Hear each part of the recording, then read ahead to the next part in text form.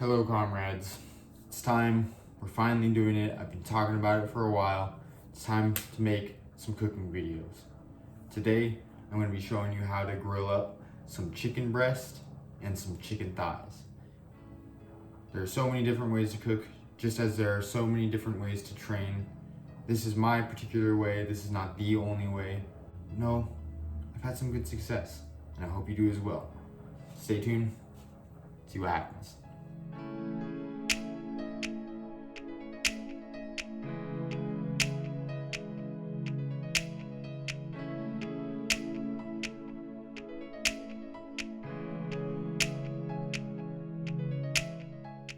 Alright, so I'm just going to take you through the step-by-step process that I use when cooking most nights.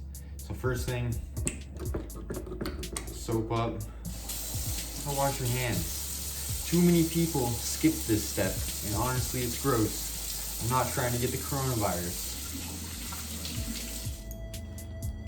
Alright, first thing, when it comes to the chicken breast, something that I like to do before cooking them is to basically just smash them all until they are a relatively similar width. So I got a couple of breasts here. This one's kind of a fat one, kind of probably twice as fat as this one. So it's gonna need more punching. And you could use a tool for this, but I like to just punch it.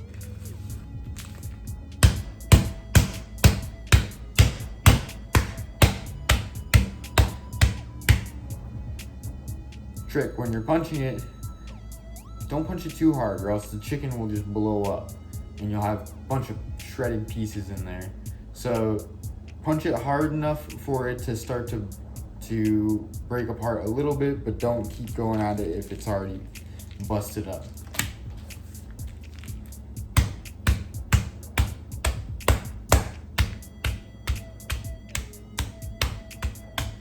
So remember, our goal here with this is just to get it a near uniform width. That way it cooks thoroughly. You're not left with a bunch of weird dry spots or anything like that.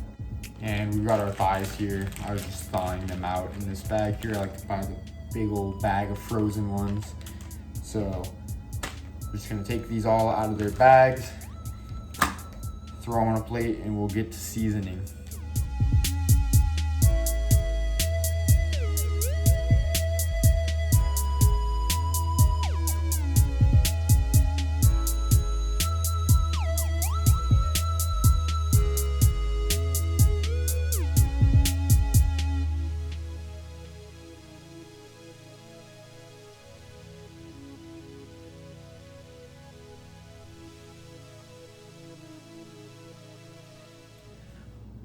Alright, so as you can see, I used a tray instead of a plate. Needed more room, but now it's time to season them up. So, got a thigh in the middle here that's a little frozen still. Also, just want to note that, because it may make it cook a little bit longer basically, but with the thighs, it's not a huge issue.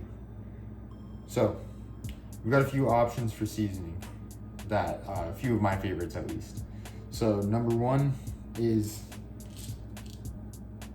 garlic, salt, and pepper. Can't get much more basic than that, but it's delicious. And then another option is to get a pre-mixed seasoning from the store. Here are some pretty good ones, especially this one. Greek seasoning, highly recommend. It's got that MSG, it's delicious. Anyway, today I found this lemon pepper. I think I'm going to use that for the chicken. Let's give it a go. So you want to, with these seasoning mixes, be a little bit more liberal with it, but don't overdo it either.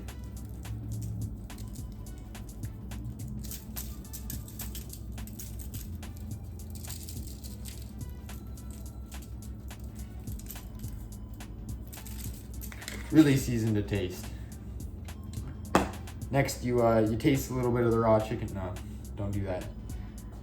Next, what I like to do before I put it out on the grill is hit it with a little bit of non-stick cooking spray. This will just really discourage it from sticking on the grates.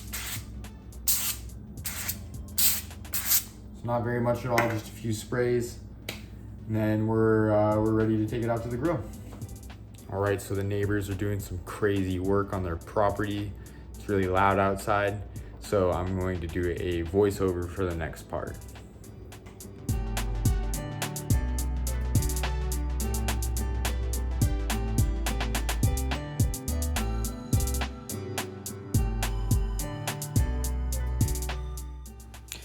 When you bring your chicken out to throw it on the grill, make sure you bring a pair of tongs and your seasoning with you.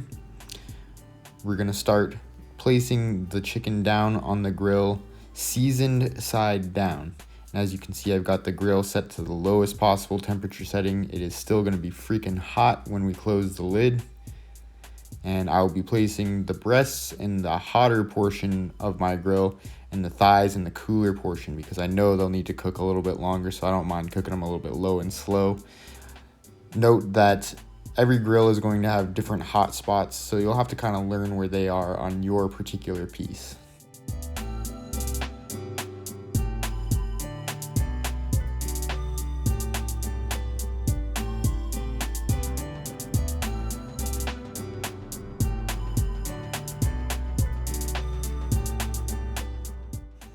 Once you got all your chicken down, then you'll grab your seasoning and season the opposite side. Again, go nice and liberal, but don't over season. You don't want these too salty.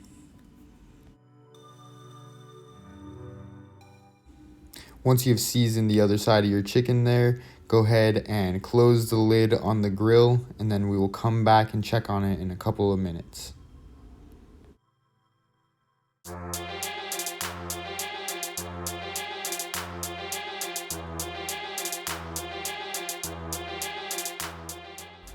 All right, so after about 5 minutes, come on out and open the lid on the grill. This will kind of release some of that heat that's building up and give you an opportunity to check the progress on cooking. As you can see, it looks like the breasts are cooking up a little bit faster than the thighs, just as expected, but judging by the grill marks on them, they still look like they can go a little bit longer on this side.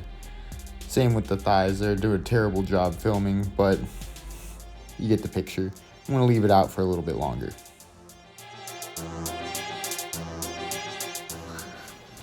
Leave me alone. You shouldn't be drinking alcohol on a Monday night. Work in property management and then we can talk. All right, after you harass your girlfriend for a little bit, use about 5 minutes on that activity, we'll come back out and we'll check the chicken again. This time it looks like it's ready to flip. So I'm gonna go ahead and flip all of the pieces, even the thighs that are still a little bit frozen.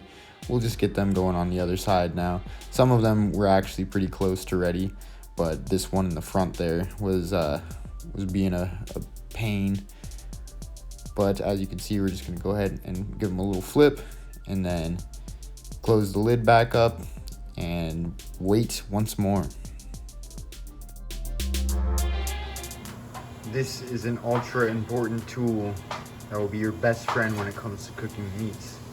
I highly recommend grabbing a nice meat thermometer. It doesn't even have to be digital, it can be old analog, I don't know. It could be mercury, it could be your rectal thermometer. Just get a thermometer for your meat. After the chicken has been cooking on the flip side for another 5 minutes or so, we're gonna come out and we're gonna hit it with the thermometer. To be safely cooked, chicken should be at a temperature of 165 degrees at least. I like to make sure it stays around that point for the breasts, because if you overcook them, they will dry out. But for the thighs, they don't really dry out as much due to the higher fat content. So if you need to overcook anything, let it be the thighs.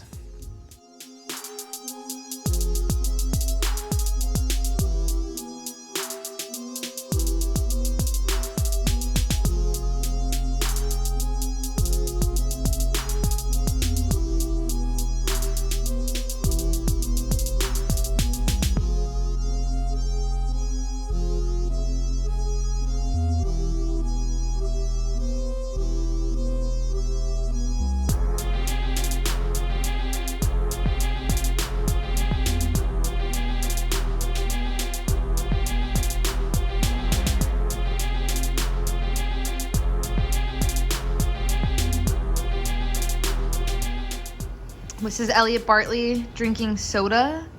Naughty, Mr. Bartley. Cancer. That's what this is. 96% or 92% of your daily value of sugar all in one can. Is that allowed? Yes.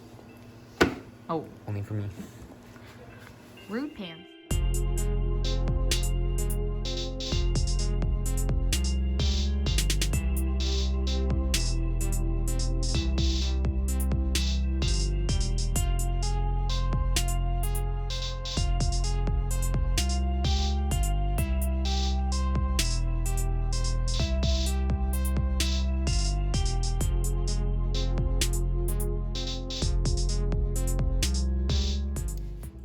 Alright, that frozen thigh is finally off the grill. Everything is heated to a toasty 160 or above, so we're not getting that salmonella. Breasts are looking sexy, and we're ready to eat. Got our green beans and our potatoes ready. So I hope this video helped you out, and look forward to more cooking videos coming in the near future.